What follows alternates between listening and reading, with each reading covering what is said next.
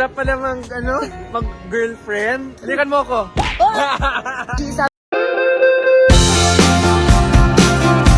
Bimby Aquino naging jowa for a day, ang anak ni Ogie Diaz na si Erin na kinakiligan ng mga netizens. Trending at usap-usapan ngayon sa social media ang latest vlog ng anak ni Ogie Diaz na si Erin, kasama ang anak ng Queen of All Media Kris Aquino na si Bimby.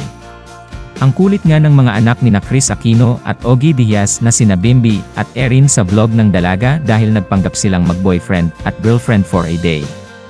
Pagkatapos kasi ng panayam ni Ogie kay Kris sa vlog nitong Ogie Diaz Inspires na mayroon ng halos 4 million views sa loob lamang ng 5 araw ay nangako si Bimby na ipapasyal niya si Erin sa Disneyland Park, Orange County, California. Habang naghahanda si Bimby ng mga gamit niya na nasa body bag niya plus water bottle, ay inaasar siya ng dalaga dahil buong bahay daw ang bitbit nito. Samantalang siya ay isang maliit na bag lang. Nag-usap sina Bimby at Erin na kunwari ay magjowa sila. Nakakatawa naman sagot ng bunsong anak ni Kris na sinabing, "Ha, girlfriend ko siya kahit 17 pa lang ako." At biglang tinawag ni Bimby ng ate Erin, kaya ipinaalala ng dalaga na magjowa sila. Tuwang-tuwa si Bimby sa setup nila, at panay ang sabi niya ng may first girlfriend, hahaha, saka makikipag-high five kay Erin.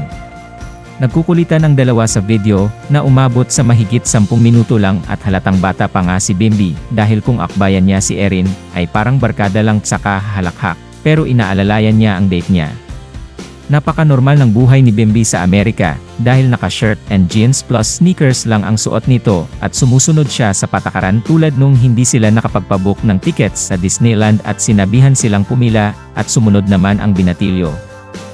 Kahit mainit dahil may araw ay naglalakad sina Erin at Bimby na walang payong sa napakalawak na parke ng Disneyland, at in fairness, gentleman si Bimby, at binilhan niya ng remembrance ang dalaga na inilagay nito sa damit niya para maalala raw siya.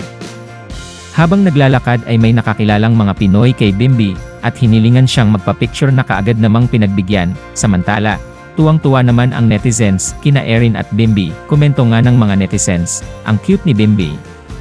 He is so kind and handsome. Bagay kayo ni Erin. Sa ugali ni Bimby, maswerte ang future wife niya. Wow! Kinilig ako, may chemistry kayong dalawa, Erin and Bimby. Sobrang bait din ni Bimby.